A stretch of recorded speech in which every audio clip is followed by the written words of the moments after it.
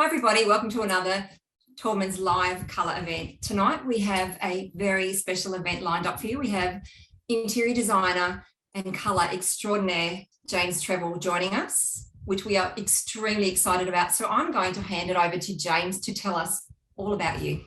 How are you? I love that excitement when we get to meet, and we're still in the land of Zoom now, so we can be all over the country and be communicating face to face. Hello, everybody. It's exciting to be with you. Yeah, what do I do? The reality of designing and working within the industry, which is something that I love, means that I get to work ridiculous hours, as many of my colleagues and many people in the design industry and building industry around the country have done probably for the last 12 to 18 months, to be honest with you. I started my life as a kid who loved Lego and just sort of found an industry that I morphed into in various ways through kitchen design and bathroom design. I was a real estate agent before I became an interior designer. I work with some of the largest builders within New South Wales. And so I have a design practice that I've been running now for 22 years. And then the last 12 years this year, I've been working in media as well. So I've worked on shows like The Living Room on Channel 10. I was on that from the beginning when it started for 7 seasons. I used to do Sky News Real Estate, which was 6 hours live TV every Saturday for 2 years, which is very much like this feed where we get to be live and be on Zoom. So it's an exciting, sort of a little bit of an adrenaline rush. And now I have the great privilege of working on Open Homes Australia, which is on 9 Life, and a brand new show which launched just last year, which is called Renovate or Rebuild. So whilst I work in television, I'm still the interior designer who does TV, because it's all related to what I do in my working life and around houses and working with people and selecting finishes. And of course, colour is such a big component of that. Certainly is. And look, we are so thankful that you've, taken some time out of your extremely busy schedule to come and talk to us. Oh, look, I'm happy to do that. Do you know what? I tell my kids now, I've got a 16 and 17-year-old, they're both taller than me. They eat the long spaghetti, I think. If you find something that you love to do as a job, you can't fake enthusiasm. And so I'm passionate about what I do. As a result, I work ridiculous hours. I've worked all weekend. Last year, during COVID, we went on to Zoom, as opposed to some industries that really slowed down, and particularly entertainment and the arts and foods and restaurant, which had a really hard time. And, our hearts all went out for them, and we supported them in all the ways that we could. The building and design industry actually went the opposite way. And everyone, I think, thought, if we can't go overseas and travel, what are we doing? We're stuck in this house. We're in lockdown. Gosh, my kitchen's ugly and my house is dated and I don't like that color. And so they were building and renovating, and the industry has just exploded. So I'm lucky. I've got my partner who works full-time for me. I've got another girl, Rita, who's now with me a few days a week, and her role will morph into more full-time. She's finishing her design studies in the next few months. I think that if you love what you do, I think it shows, and then naturally you do it more. So you also then flow on to be able to become better at it, because you're passionate about it rather than, watching the clock. Exactly. No, I can relate to that 100%. I bet you can. Yeah, I certainly have a love for colour. So you're sort of we're singing from the same hymn book, if you like. But I'd really like to begin tonight by discussing interior design and colour. So sure. I'd like to ask you a couple of questions. Yeah, please. On this topic firstly. So what are the top colour questions you are asked by your clients? The questions that they come in really is when I work with various builders. I do a lot of new build from scratch. I work with a major builder in New South Wales called Edenbray, and then I have my boutique builders. The major builders, in fact, they're contracted with Taubmans, so I deal with Taubmans colours every day, and people know those colours and know the trust with the brand. So a lot of it is that they want to start to talk about colour first, and of course I use lots of analogies because I deal with so many different people from different backgrounds, and of course, very Aussie as well. So we're lovely to live in this cultural country of Australia with this big melting pot. They want to come in and talk about, I love this colour and that colour. And I always tell them, well, look, before we start picking the hat, we need to start the shoes and the pants and the shirt and work our way up to create the outfit. So we're going to sort of talk about that probably tonight as well. The other thing is that they'll come in with a favourite colour that they love. I actually like if they do that because it gives me a colour direction. So I think I was a Boy Scout. Be prepared is one of the best things that we can all do within the industry. And I encourage my clients to do that. And I actually am quite forceful about that now in a very nice way than what I used to be. I get a lot of people saying, I'm scared of colour. I like colour, but I'm scared of it. And that's a really clear message from people because they're not experienced in it and they're not doing it every day. So naturally, I take my car to a mechanic. I can tell you what colour I want and the leather trim and the beautiful look of the car, but open up the bonnet and it just goes brum, brum, brum, and I'm not interested. So it's natural that people should, with colour, can feel reticent because they don't do it every day. Fortunately, you guys have such a huge resource of finishes to be able to come and find, at a Bunnings or at a hardware store or online to be able to help them with that. I also get a lot of people who like white and they feel very safe. Yeah. I think that we're overexposed with this very white on white on white scheme. And whilst it can be done beautifully, and I create homes with that, white on white scheme, we call it that, there's lots of neutral elements and warmth that we add to it. And when people do it and get it wrong, I think it can be quite clinical and cold. And that's actually a lot of how I started in Cole. Like about 20 years ago, I was working for a builder and I was asked to go to homes because people would walk in and they say, can you help me? And the house was brand new, but back then it was gloss tiles, shiny bench tops, white doors. So they had a white kitchen with a white bench top and white floor tiles and white walls. And they were like going, they were slightly off-white, a little slightly creamy. And they go, what have I done wrong? And I said, well, I feel like you want to remove one of my organs, and we had to add colour because the great thing about colour, it's one of the most cost-effective things to add to a home. You can add colour on a Sunday with a coat of paint and transform your home. So that's a great way to transform it. And then finally, I suppose, people just being a little bit lost. They say, I just don't know where to start. They come overloaded. And the benefits of social media and all of these different pages that we can look at online of House and Pinterest and all of these things. I still buy magazines. I love the smell of magazines and read magazines, but a lot of people now are online. Sometimes it's designed to help them and they can become more confused than where they started. So that's where I get people coming. They're open-minded.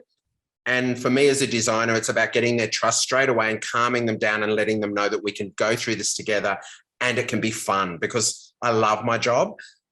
They're dealing with expensive things when you're creating a whole home, but I think that's where they get started is being overwhelmed. So so I'm probably going to go off track here a little bit, but do you recommend to your clients, etc., to start to build a mood board or a vision board or something to help them? 100%. In fact, I'm starting to call them nowadays. Anyone professionally watching this, if they're DIY and home builders and people who are doing renovation who are watching this, which I know is a huge part of the Australian market, those people are naturally, sort of goes with what I said about my career, they're interested in what they're doing, so they've already got a step of preparation. Yes. But I am getting clients commonly now who are building large homes who are so underprepared, who haven't thought about it. I give them letters, I give them all of the explanation with my specific builders. They also have a process to try to prepare people. They turn up and they go, well, James, what do you think? And the frustrating thing is I think they know where they're going to dinner in a restaurant in 6 weeks and what they're going to wear, but they haven't put thought into the house that's going to cost them, $750,000 before they come to me and I start upgrading and doing all these amazing things. So it's frustrating if they're not prepared. By creating the mood board, this lookbook, the terms that we come, and they are two different things. It means that they're communicating sometimes with their significant other. So if it's a husband and wife, it's a couple a lot of the time. I'm getting developments at the moment, funny enough, with a few different builders that I've got a mother whose husband's passed away and she's doing developments with her grown-up daughters. And I've just actually had this same template with two different builders. So it's quite funny that they've come at the same time. By looking at images, they then become prepared and they discuss together what they're going to do. That creates a stress-free selection process when we're in showrooms or picking paints or bringing tiles and coming into the studio here where I have clients, because they've already got a direction that they can work from. And then it's up to us as the designers to interpret those images and create their dream. if I've got no thought behind it when I see them, the husband and wife come together and go, yeah, I want this neutral palette with timber floors.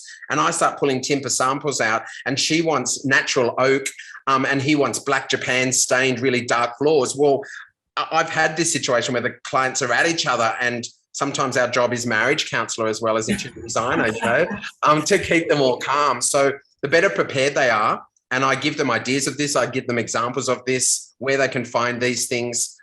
My best clients come fully organised with like folders, and they bring pictures and they print. Many of them come, of course, with laptops and iPads and show me.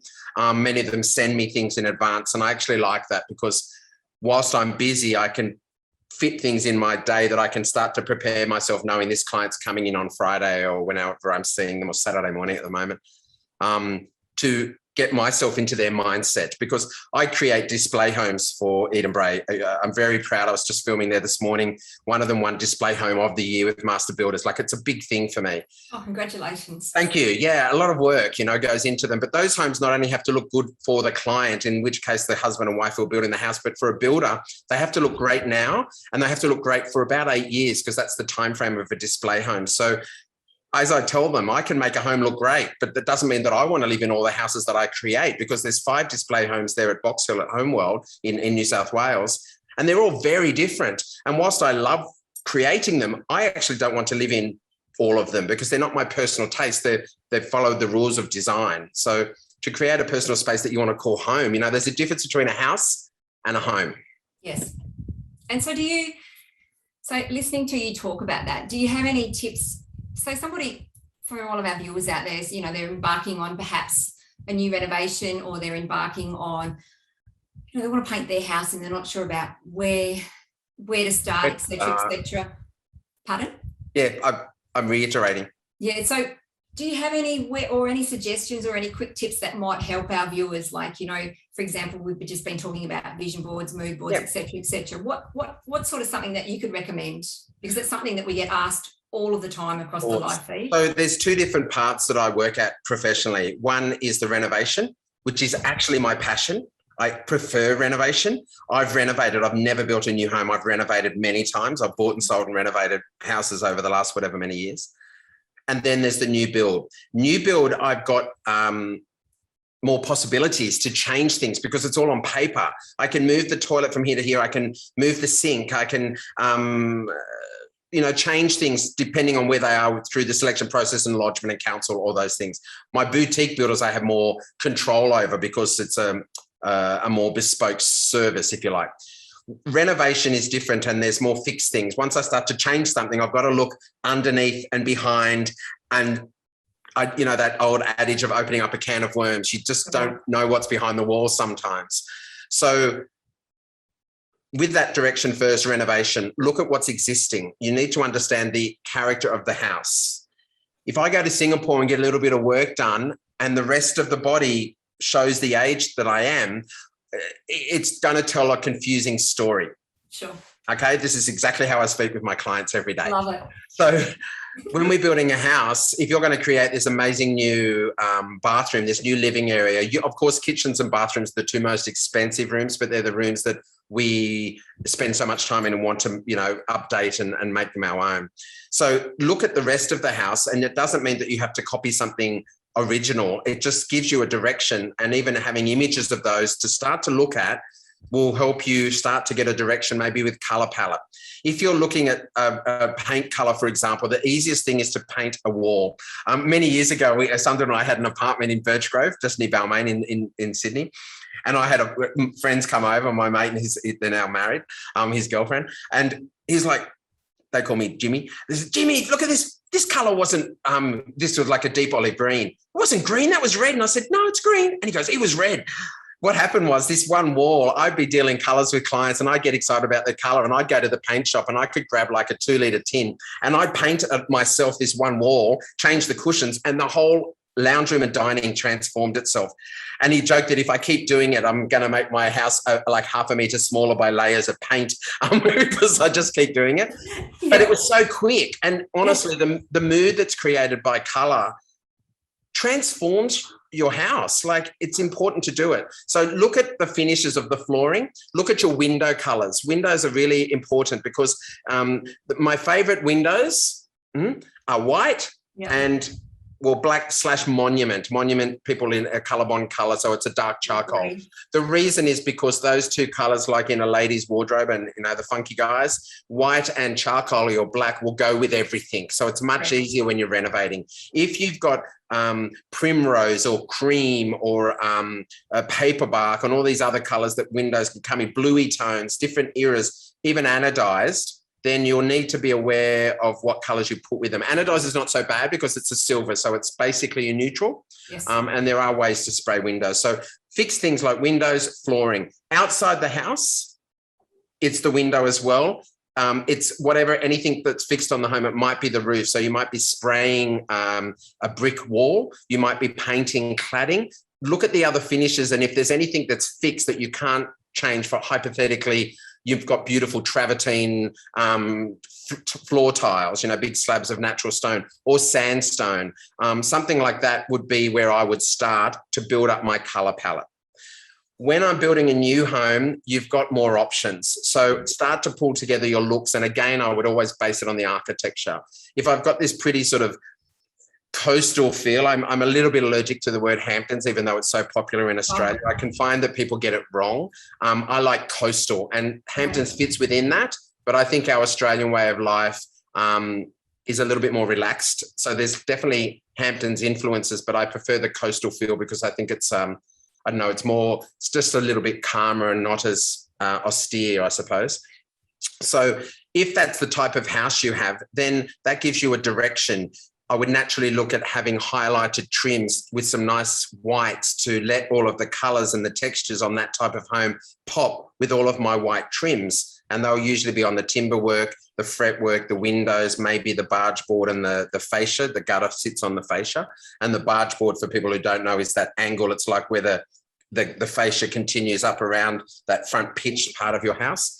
Those areas are the way that you naturally add that detail. If it's a more modern home with skillion roofs and angles, maybe that colour's pared back, and maybe I need to be aware of, is there a feature blade wall that's in stone, or a feature brickwork that I'm adding on there, or is cladding the feature? And if there's so much happening on the house, maybe I tone down the colours. If the architecture's boring, maybe I'd turn the volume up of the colour to add more interest. If the face ain't that good, like mine's slowly morphing away, maybe I need to change it with some colour to enhance it, and it's the same way to think about a house. So what colour trends do you see on the horizon? Talk to me. Look, the word trends I find sort of funny. Trends are important, and there's a difference for people to know. Some people say trend and they mean fad. Trend is a great word. Fad is a scary word. Fad is something that's a shorter. I talk about it like a clock. Yeah. A trend has a longer period that we're going to have it around for. A fad is quicker. So be careful of things that are fads that look great now, and then they'll slowly, I've seen it. A perfect example of that is rose gold. Rose gold appeared. It was everywhere. It was high-end. It was in beautiful tapware. All of a sudden, it was in every item you could buy in a stationery store, in a Kmart, in a Target, and all those things. All great products, but we got overexposed. And yet when I go in a normal world, I'm planning to go at the end of the year back to Milan for the furniture fair, and I go to Bologna for the tile fair internationally. I normally go, last 7 years I've been there, but I couldn't for the last 2. That rose gold finish is still hugely popular in Europe, but not in Australia. And we consume homes. We love homes. We change our homes. We're a very home-oriented country, possibly more than anywhere else around the world.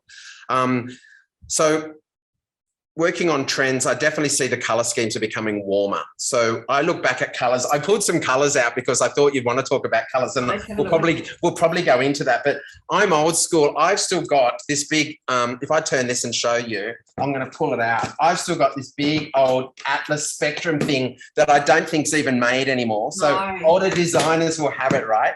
But I used to pull this around with clients. So it gave me big swatches of colour.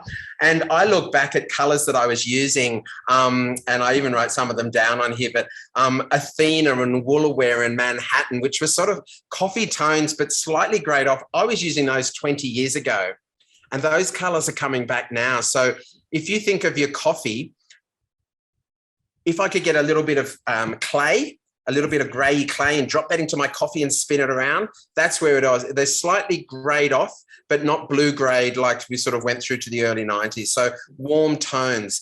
There are colours like, I wrote it down because I use them, Pebble Bay and Weathered Stone. Yes. I was using that colour, Pebble Bay, 22 years ago, and I did a house in Pebble Bay, I think it's about 2 weeks ago.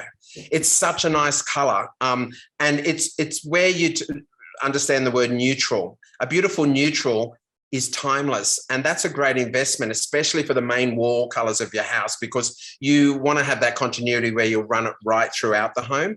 And if you go for a neutral, it will tend to go with many finishes throughout your home, running into tiles in bathrooms or into timber floors or carpet in living areas and kitchens, or different window frames. So definitely I see the warmer tones coming through. We've lived in this term where there was a greyish, everything was greyish, that grey beige. And now I think it's actually becoming, can I say beigeur? Like it's becoming more beige grey instead of grey beige. Yes. Yeah. And it is a difference. It's a subtlety, but it's a warmer palette. And people have to remember the term trend is a reaction to things that happen around us. And the whole globe, as scary as the world's been, and there's things happening around Ukraine, those poor people, and we're all with them, you know, we're watching this, and we feel like we're getting solid, you know, together and standing together to fight this situation. We all react to the situations that happen to us globally. And for the last 2 years, we've had COVID as something that we couldn't escape. It wasn't just one person. It didn't matter what colour your skin was, what country you lived in, how old or young you were, we all got affected. And what that made us do was be stuck in our homes. Yes. So we crave then, especially Australians, to be outside, to be back in the outdoors, and that's reflected in colours. So the next sort of colour trend coming through, apart from those warmer colours, because we want a calmer home to come home to. You can see as I speak, there's moments that I stop because I'm quite, I call myself ACDC. I'm quite a hyperactive person. I jam a lot into a day. But at night, I need to calm down because I give so much of my energy to my clients in the selection process. So having more neutral interiors allow us to calm. The other colour scheme that I'm going through to is the greens. Oh. Green, it's so beautiful. I can hear you react. It's so nice. I'm doing a beautiful home at the moment. I've got these really lovely sagey greens that I'm pulling together. The colour palette that I get, because there's sometimes greens are too vivid. People get scared of green. They think like green, like Freddo Frog, like quite polarizing. Yes. A great way for me to represent greens is that if you go to a nursery and you grab a beautiful range of mixtures of succulents, those sort of grade off really agey greens, they're beautiful colour palettes that are going to be soft to give you some influence to bring into your home. I mentioned sage. That sagey green is a beautiful tone that's just calm. It goes really beautifully with natural timber. I think it goes well with charcoal. So it works for a traditional scheme or a really modern scheme, and definitely with that coastally Hamptons sort of look. And it's highlighted nicely with white. So I think those greeny tones are definitely a big trend that's coming down. And I think we're going to have that for a long time. The ones that I think we're sort of avoiding now are the greys that are too blue. I think that they're more that steely look. That was really popular with like an industrial look. I think it sort of came in at the end of the, sort of end of the 90s and into the early 2000s. But now we've sort of, in general, I think people have become more confident with colour. And I think that we maybe with the explosion of social media, people are watching more and seeing more. I'm getting clients who are more comfortable picking, geometric tiles and V-groove cabinetry and a brass handle than they would ever have been 10 years ago. And that's by being exposed to colour and design, seeing things. So I think that that's definitely important. As far as another trend that I have actually used for many years, I've used it in homes. I think it's a great way for renovation, because people get scared of colour, is to go with feature doors instead of feature walls. Now, a feature wall, I've got some designers who think they're dated and old. I disagree. I still use them. I think that they can be added in other surfaces. And I think where some people were scared, I think that the addition of cladding, and we'll probably talk a little bit about that too, texture on a wall with V-groove, with wainscoting, which goes halfway up, those sort of finishes, they can be highlighted with colour. And so I'm doing a home now, and another home that I'm actually adding V-groove on a wall, and I'm doing really, really deep colour. And I'm just trying to look, it's a casino, which is, it's a beautiful colour. It's very deep. It's just this side of black. And I'm doing that in there because I can afford to go so dark because it's a wall working with dark windows, and the texture in the line stops it from being too overwhelming and heavy if it was just casino painted on a flat wall.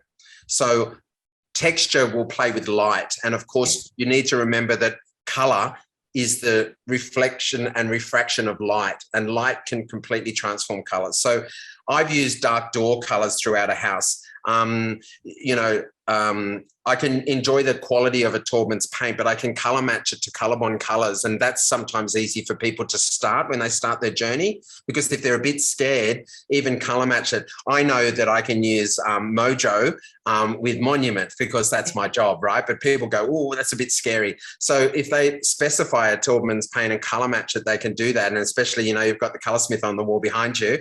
Great tool, which we'll talk about. Yeah. They can colour match it anything in their home and get that colour. And therefore, going dark but with texture is, I think, a great way for people to be introduced to colour before they start to go, oh, let's go, avocado green or something, and go really outrageous, or beautiful terracottas. And as I mentioned, terracotta, there's another trend that I think also, it plays on the warmer tones. It's those colours that we've got in Europe. Terracotta is very popular. It's been around forever. We make it. We have flooring in it. People go to a restaurant and have panna cotta. Yes. Terracotta. So it's actually terracotta is baked terra, so it's baked earth, and panna cotta is baked cream. So it's the same term. And that terracotta colour goes really well with those aged greens. Yes. And there's a reason, because for the people who are professional colourists watching, remember our colour wheel. There's a reason Nicole Kidman, the redheads can look great in green, and it's on the colour wheel. They're opposite each other. So those sort of orangey reds with those nice sagey greens to sit so comfortably outside, and we can bring them into our home as well. So I think that sometimes people who want a bit of a warmer palette, the terracotta tones. Mustard, I still like. I'm using it in accents. People might get scared of it, but there's tones of mustard. The term Cenepe is a greeny version of mustard, but mustard I still think is comfortable. I just sort of probably tone it down a little bit from being too vivid. And that's where I'm going with colour. So if I give you that sort of wind it up, I've got the terracottas, I've got the greens, warmer palette 100%, and I'm seeing those in colours. If I have to throw some colours at you, Torpstone and Stonebridge are colours that I use a lot. I think Coffee Cake is also really nice, and Stonebridge is a great colour. One of my favourite colours that I used in a home, and I've used it internally and externally, is called Grey Moth. It's on a display home that I've used up in the Hunter, and it was received so beautifully. These things I put on my own social media as well, and different schemes and things, but I played with a beautiful colour that contrasted so nicely with white. So anyone who's watching, I'm happy for you to write down Grey Moth, get a brush out. It looks so nice with crisp white, and it's deep enough to give you nice contrast outside, but it's not too deep, in my opinion, especially with the crisp white trims to use internally. It's not a light neutral throughout the whole house, but I've definitely used it on walls where I've had wainscoting a little bit deeper and moodier. So I get excited about colour, don't I? I can hear myself doing it, but colour doesn't mean having to go, bright yellow and bright blue. Colour is so great because there is an endless rainbow of colours to choose from for your home. And going back to something you asked already, and I should have sort of gone in there, is when you start with all the other finishes, when I create a home, and I create a lot of homes, I'm dealing with 2 or 3 clients a week, and I'm seeing a lot of people. Once you start with the limited items first, so there will only be so many ranges of, the metals for the Colourbond. There's a certain range of roof tiles. There's you'll go to the tile store and there's lots of options, but once you hone in whether I like a terrazzo or a natural grain, then I'll get to a colour palette. So you start with the things that you've got less of, because once I do that, you know, That's exactly hello, right. you know, there's lots of options. And once I've got something together, then I can go, gee, I like that colour, but maybe, you know, this one down here works better with that tile or with that window, etc. So it helps you qualify and hone in on your colours. And for people watching, you know, there's the colour cards. You've got a huge wall of them. I grab them because sometimes the combination that you guys put together on the colour cards might help me when I'm with a client, go, oh, it makes me just think outside the box. We all can get stuck on something that we know. And whilst I create homes that, you know, win awards, and I'm very fortunate, I have to get to do a lot of work and have a lot of trust from people. You don't want to be great yesterday, you know, you want to stay current and adapt and evolve. And that's where, you know, being inspired and looking at things all the time is a great way to go. So talking about that and talking about things evolving, and let's get into technology, I'm going to ask you about Coloursmith. Yes. Look, do you know what I love about technology and things changing so much? I've got kids now who can just run circles around me on the computer. They just were brought up with it. You know, I didn't have a computer at school. That was just coming in when I was leaving school. I'm showing my age. I use great product and bathe in milk like Cleopatra. What I love about technology, clever technology, is that things that we can absorb and use easily without them being too difficult and overwhelming. You know, my father bought them amazing DVD video recorder when we were young in the late 80s. It was so hard to use that it had every button in there that there was 90% of the thing we never used. So Coloursmith has come through and created the option for people to be able to easily transform and pick up a colour of something that they've got within their home or something that they like and reproduce it. It's opened up a whole plethora, I love that word, don't get to use it a lot, plethora of options for people. And it's fun because now I can pull my sofa colour. I can take the picture of the sofa colour and create that and call that James Sofa Grey, and probably come up with something more creative, but it's been a big day. So once I put together that sort of colour now, obviously maybe I do. I don't necessarily want to paint that wall behind the sofa, but now it's an accent for the opposite wall or the adjacent one to be able to tie a space together. I can pick up something particularly in scatter cushions. So I tend to treat sofas like rooms where I put sofas as a neutral, but I love colour on accent cushions. And therefore the same thing with running through colour in feature walls or feature doors, as I've already said to you, is a great way to bring in colour internally. Front doors are so much fun. When we could travel at the end of 19, I took the kids, we took the kids from San Fran to LA, we drove. We bribed them with Disneyland and Universal Studios, and I'm a big kid, so I utterly loved it. That way I could bribe them. So then we went off to Palm Springs and looked at houses for 3 days, and I just took so many houses, and then we turned up out the front of the house, and I got up and I was a bit emotional. My eyes just watered, and Francesca, our daughter, goes, OMG, are you crying about another house? I said, this is the Brady Bunch house. I grew up watching this house. Like, I wanted to be Mike Brady, you know? So houses I still get me excited. But in Palm Springs, you've got coral and mint green. And Francesca lost her mind. We pulled up out the front and there was a pink Cadillac out the front of this beautiful home with breeze blocks and a skillion roof. It was actually a butterfly roof instead of Stowaway. And the front door, obviously they'd done this, and people were walking past, was colour matched to their car. And that's what you can do with the Coloursmith tool, right? So you can, this beautiful pink, and how amazing. It's like a handbag and belt, but it's the front door in a car.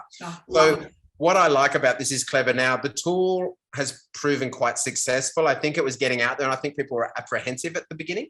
For a lot of professionals, we sort of think, hang on, do I need this? I've got all these tools. Do I need this? I think it's a clever way when you're putting a scheme together, because it allows you to find that missing link, because I now can say, what am I missing here? What have I got? I always look back at the existing palette in a house. It's, you know, the tiles, the flooring, the timber, the bench top in the kitchen, the joinery. same with the outfit. What's on the outfit, the shoes, the belt, how do I pull that color together for something else? And it lets me now take a picture to get that missing link. It's proven so successful that I'm sure many other builders are doing this. I'm just mentioning their name because I do their display homes and I work with them. But Edenbury's a large commercial builder here in New South Wales, and they're now putting in a special colour studio space within their selection centre for their clients to use the Coloursmith tools. So that sort of shows you for them to go to invest in setting something up in a space where they've got lots of samples, but still space is a premium and it's a limited thing. Now to be able to get clients excited and say, bring that thing with you, or bring the sample from the tile store or from downstairs where they do kitchens, and colour match to get that missing colour. So I think it's clever. I don't know how that little thing works. It's beyond my brain cells. It's so clever. It's not a big unit. So to have that power, I think it's cleverer than what I have up here. And it allows people to be creative. It's not going to do people out of jobs of interior designers, and they can get scared because people still need guidance to be able to put things together. But it's really exciting for designers to be able to, as I said, find that missing link, and for renovators and DIY market to be able to easily now fill that spot of what have I got? Click, bang, that's the paint colour. It's, pardon me, especially important for renovation because some finishes might not exist anymore. You might have bought a home and you don't have documentation of what that other finish is. Correct. To be able to get it. And therefore you can match it and then pick up the colour. So, yeah, I think it's a bit exciting. And the fact that, colour's personal. I really think colour's personal. And I think that, it's so important when people are doing their renovations, etc., to put a bit of themselves within their space. And I believe that Coloursmith, it allows you to do that. It really does. Well, the good thing about it is that colour can change. If I do it, I can paint over it. Like it's not a kitchen bench top. It's not a main floor. It's not the lining of your swimming pool. But you can colour match those things. So I think that it's a clever way for people to personalise. And I think, as I've said, people are not as scared as they were. I think people were more scared of colour probably 20 years ago, definitely.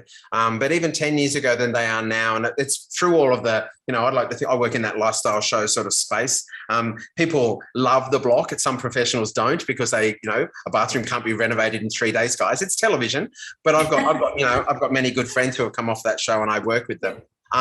It's about getting people inspired and creative. So any tool that can help us do that, why wouldn't you want to be able to take advantage of it? Exactly. And so I think that, bringing technology in, being able to put colours through can give people confidence. And I think that's the missing bit that people have.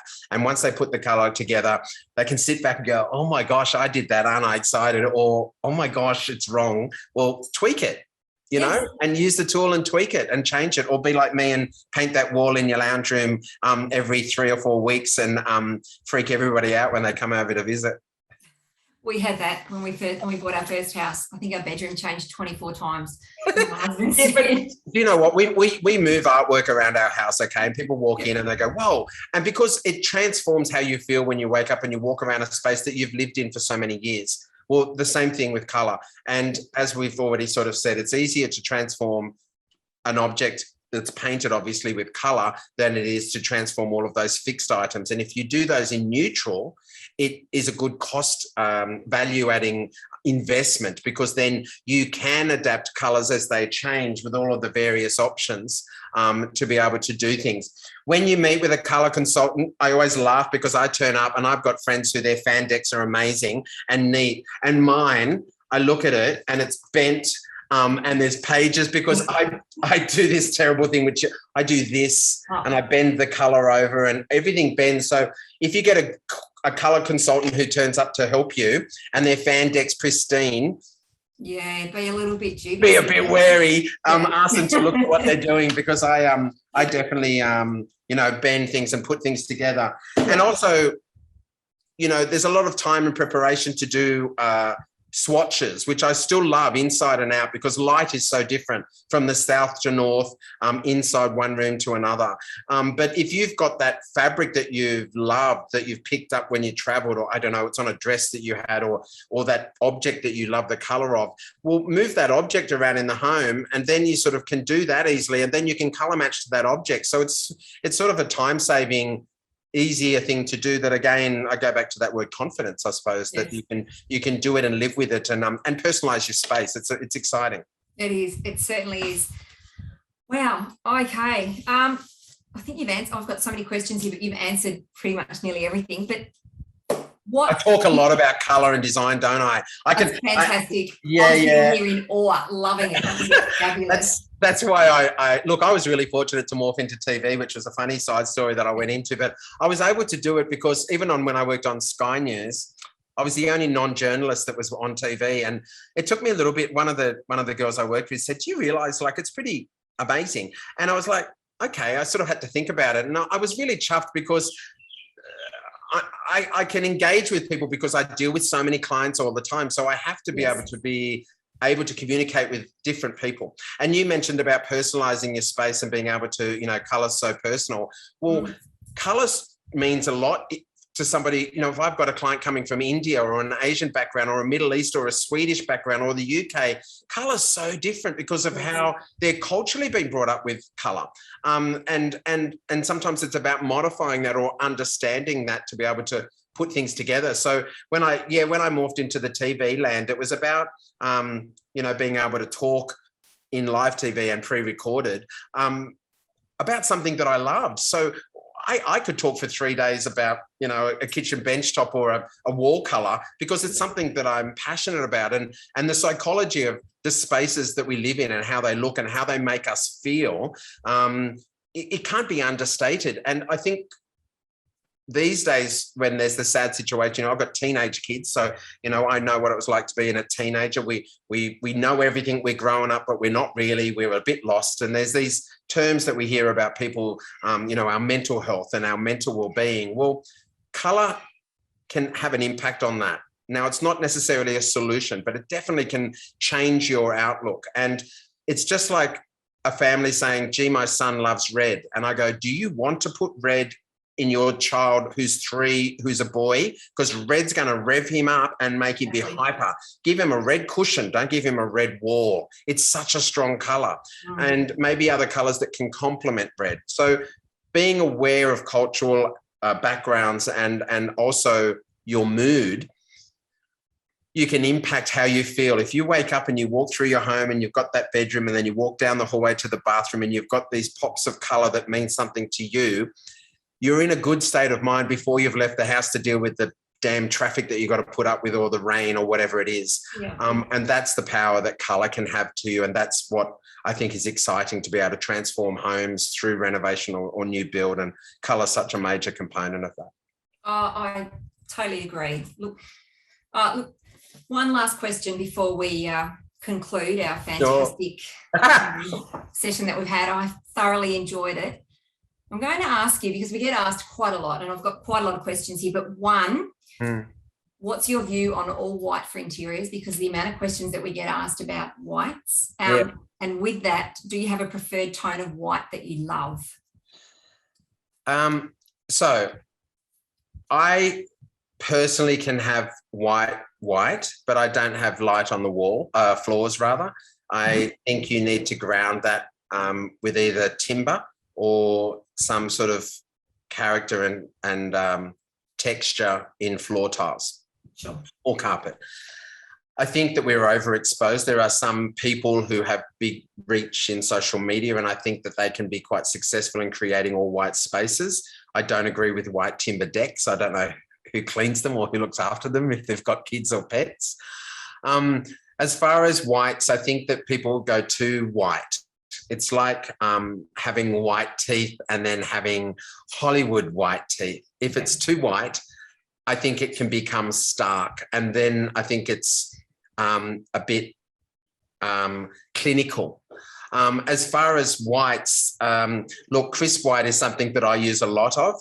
And And it's funny, I worked on the Taubmans house, and it's going to be on Open Homes Australia in a few weeks, I think on the 2nd of April. When I put it through, I had to deal with a heritage architect on that home because the home was built by Mr. Taubmans in the early 1900s. It's an amazing story. But they didn't like the word Chris White. Now, I sent the colours through. So it's a little faux pas, and I hope they're not watching because it went through council. But I just changed the name of the white to Elusive White because guess what? Taubmans Elusive White and Chris White are the same colour, and Elusive White all of a sudden didn't have crisp on it, so I don't think they were scared of it. But yeah. I was adding so much character to this home that had shingles and gorgeous windows and arches, and like it had so much beautiful heritage items that we weren't removing. We weren't knocking it down and building a rendered box like other people had done in the street, that they were scared of it. So I do use that a lot. Brilliant White is also another white that's pretty popular. So I think when people are doing whites, do little brush outs, get the samples. Even if you just get a little blue tack on the back of the paint sample from the hardware shop and just stick them together on a wall or down a windowsill and put them on the south and the north in different rooms, you'll see the undertone of those colours because white is a big word. Yes. There is one white that's not really easy to, like it's not commonly found on lots of samples, and it's akimbo. Yes. I use akimbo. I use it externally, and I've used it internally. I love it because I'm going to say it's a white vanilla. It's a white tone that's it's not cold, and I think it works beautifully with those greeny tones that I use outside, particularly for those coastal inspired homes, because I don't want to say the other word. So akimbo is another word that I think that people can look at. Sometimes I have to specify a white for a ceiling. Sometimes I don't, because there are ceiling white paints, because we sort of haven't talked about it today because there's a whole theory of what types of paint. Ceiling paint needs to breathe. It's a different paint than goes on the walls, and your paint on your walls is a different paint to what goes on your woodwork. If I'm doing a strong color, I mentioned Canyon Black and I've used it, or even, deep blues or something like this, or these olives. If I'm using those as a feature door color on a house, I will usually pick it as gloss because I'm actually wanting to really enhance the power of that colour, but it's limited. It's a small amount. It's a door. Rather than all of the woodwork throughout the home, I tend to pick semi-gloss. So it's got a sheen without a shine. So if you play with white, sometimes if I'm playing with the wall being the same white as the skirting and architrave, make sure that you do that in a water-based enamel, not an oil-based enamel, because it will naturally yellow off and your white won't stay white. It'll go from being Hollywood white to tobacco-stained white really quickly. Yes. And I'm not afraid to mix white with whites, but we happen to have quite a lot of artwork and colour within our objects. A lot of people don't. And if you're doing a real minimalist home, the white on white can look stylish and elegant and high-end. It can also look austere. So I would still advise you to play with some tones of whites. Do brush outs. If you're painting on the wall, I wouldn't want to go less than about 400 by 400, 40 centimetres by 40 centimetres as a panel. Being white, you can go over it. It's not like red that would have to have many coats to get rid of it. Yeah. So I hope that I'm answering your question. I'm not personally scared of it, but I think that it's polarizing. Some people really love it because they're overexposed to it. Putting the same whites with a large plant and a timber table, I think that maybe we can be a little bit more creative and have a bit more fun with colour than that. So I'm not afraid to add colour in the home. You're fantastic. Me neither. I love colour. Oh, James, this has been fabulous talking to you. I have, I'm sure all of our viewers out there have learnt so much, as have I. If I could sit here, I'm going to rewatch this later and write down lots of notes. We certainly touched on some beautiful, beautiful colours and some fabulous advice for all of our viewers out there talking about colour, talking about trends as such, talking about finishes, etc. And, it's invaluable information, especially for anybody out there that's embarking on a renovation or a new build, etc. Thank you. I think, you're investing so much money, guys, and it's something that you want to call your own. And colour can be fun, but it can be stressful if you're not prepared. So create those, pull those images. And it's not hard. You can do it on your laptop while you're sitting in bed and watching season 5 of Open Homes Australia. You can do all of those things, right? Then hone in once you've got your pictures and start to hone in on what do you like about this, and that will help you with the direction for the theme or style that you're creating in your home. It's not a theme park; it's a direction that you're taking. Once you immerse yourself into it, then you start to learn more. And one final bit of advice: as much as this, Colorsmith is great to be able to replicate finishes and to put together to add to your scheme to help you create that scheme or work out which one you do or don't like at the beginning. Visit display homes. Like I work with a few different builders, but those display homes have got huge money invested. I spend a huge amount of time to create the character of each home that I work with for that particular builder. But there are streets of all builders doing it, and you're going to get varying tastes and varying thoughts. Walk through and get inspired. As much as what you don't like doesn't mean that it's wrong. It just means you don't like it. Yes. Or what you do like, take pictures and get inspired with them, and that will help you get a direction. It might also help you start to sort of work out your skills. And if you end up, I don't know, purchasing one of the Coloursmith things, you can fit it in your bag and you can go click, click, and maybe get the colours that you want if you can't find it. I used to get out of the car and run up to someone's house and put my fan deck against their wall of their house, looking like some thief, and then run away. Yeah, you do it as well. So, and I still sing out, "Hey mate, what's that colour?" if the painters are working on the house. Yeah. So, don't be afraid to ask people. I think people want to help. And if, people have asked me, they've copied houses that I've done. I get houses copied that I create all the time. I don't get offended. I actually find it completely complimentary. So it's a really nice way to share your knowledge with other people if they copy your work. I think it's wonderful. Yeah, it certainly is. Well, thank you so much. Look, this has been fantastic. We've absolutely enjoyed having you with us tonight on our session. Pleasure. Thank you. I love using Taubmans, and well done for you guys to do this. I think it says a lot about you and the brand that you're sort of doing this and having this information tool for people to be able to pass on their knowledge. So thanks for having me on. Well, thank you for joining us. See ya. Okay, thanks everybody. Good night. Bye.